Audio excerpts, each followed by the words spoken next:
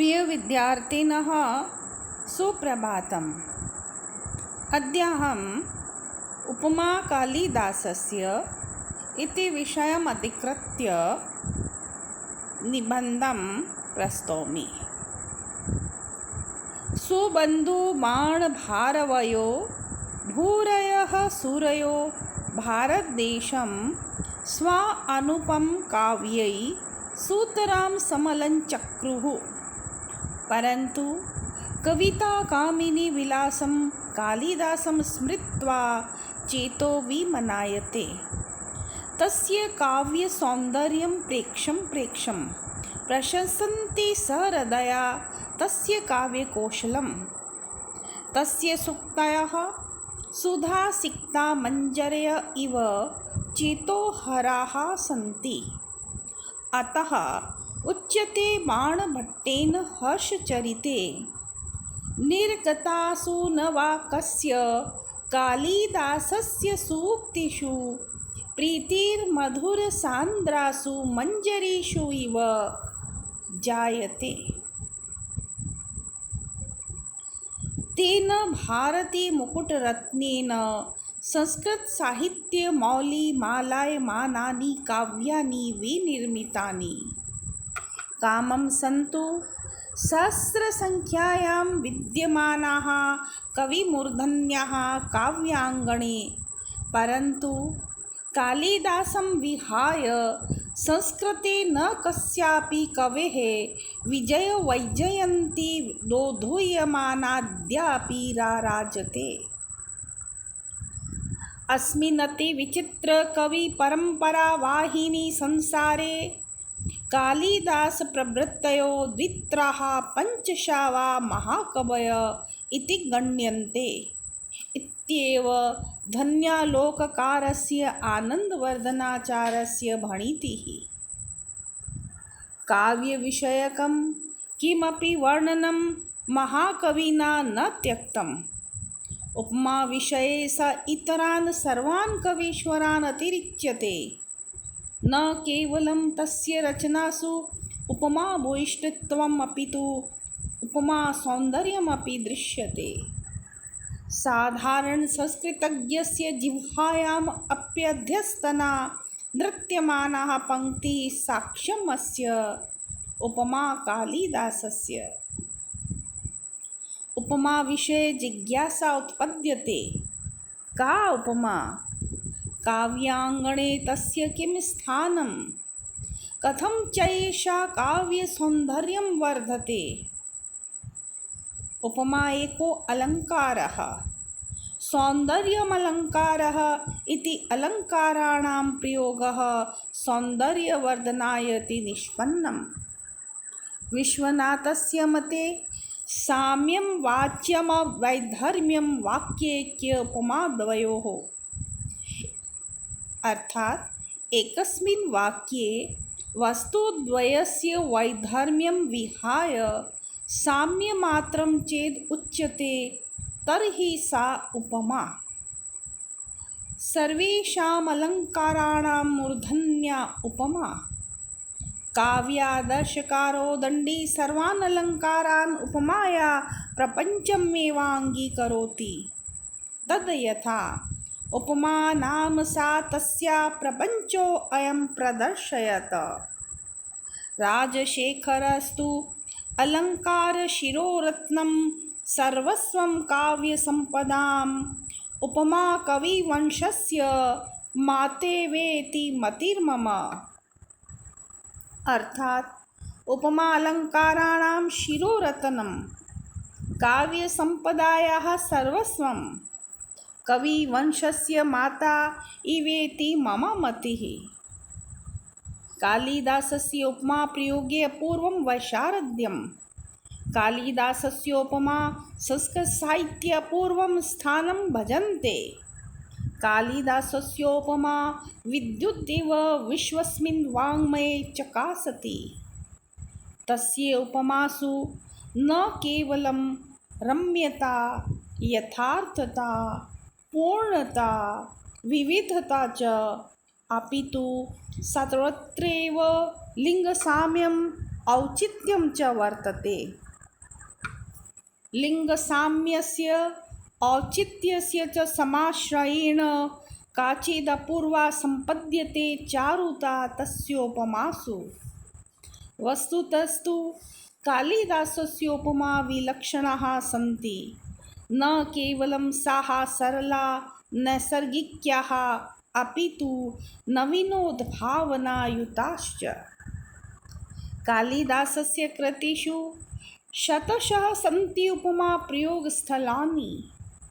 रघुवंशे तु उपमा प्रयोगः सर्वाधिक्यं भजते, परन्तु कालिदासस्य सा प्रसिद्धा उपमा यस्याः प्रयोगेन स्तम्भिता विद्वांसस्तं दीपशिखा इत्युपाधिना व्यभूषयन्। सञ्चारिणी दीपशिखेव रात्रौ यं यं व्यतीयाय पतिं वरा सा। नरेन्द्रमार्गाट्टिव प्रपेदे विवर्णभावं स भूमिपालः।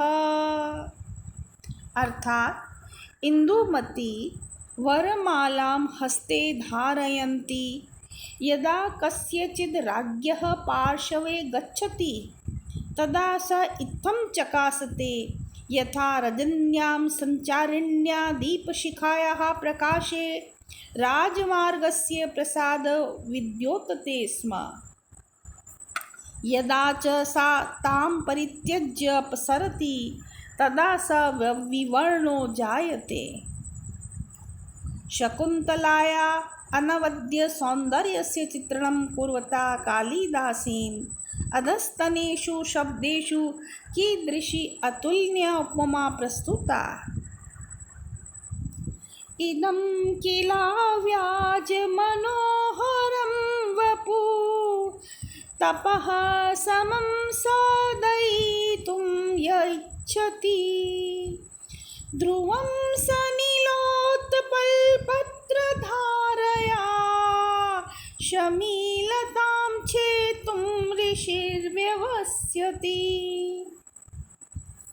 अत्र शकुन्तलायाः कोमलशरीरस्य नीलोत्पलेन तपः साधनायाः शमीलतायाः समता कृता।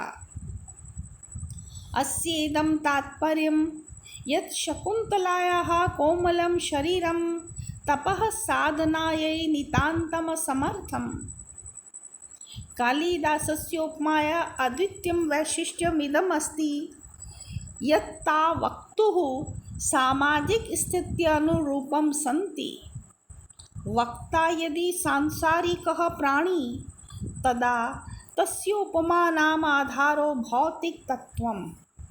वक्ता यदि आध्यात्मिके जगति विलसन् कश्चित् ऋषिरस्ति तदा तस्योपमानाम् आधारो अपि आध्यात्मिकतत्त्वम्। एकम् उदाहरणं प्रस्तूयते।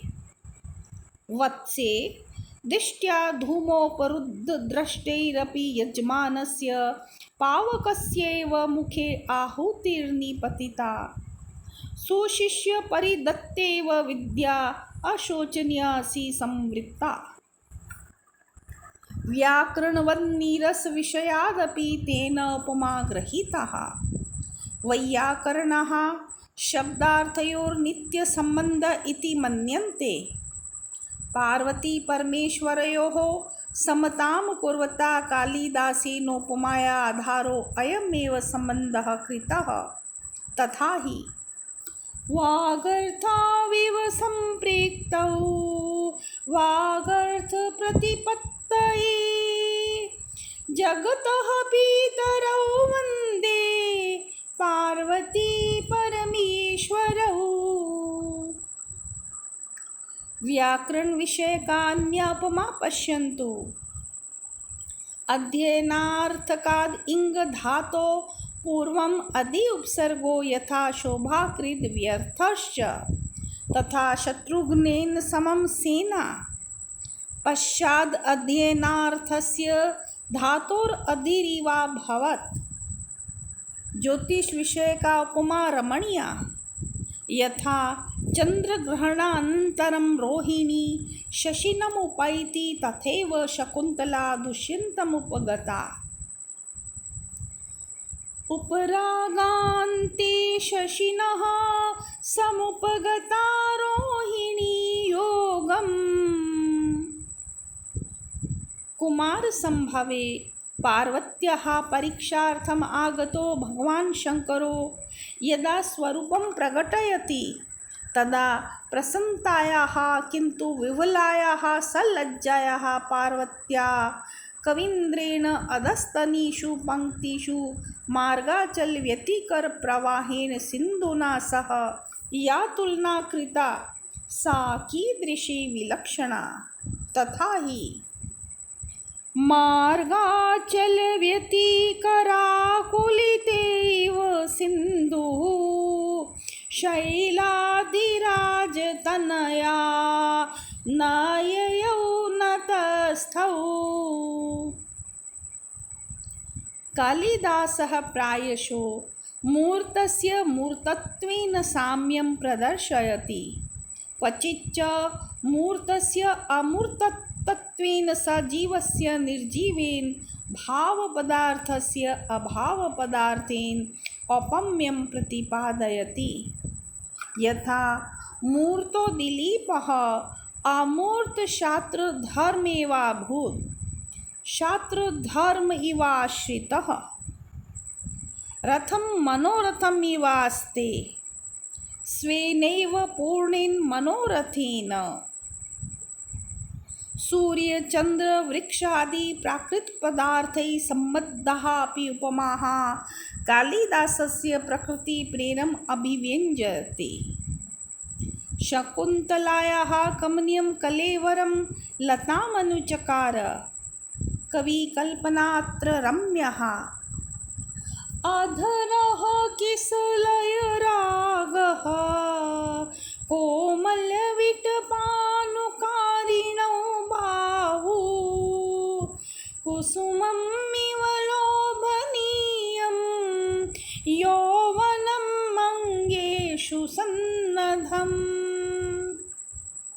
इत्थं कालिदासस्योपमाः उपमानोपमेयाणां प्रयोगविषये लिङ्गवचनानां विपर्यासविरहिताः निरवध्या मनोहराश्च वर्तन्ते, याः दर्शं समालोचकानां चेतांसि समाकृष्टानि भवन्ति।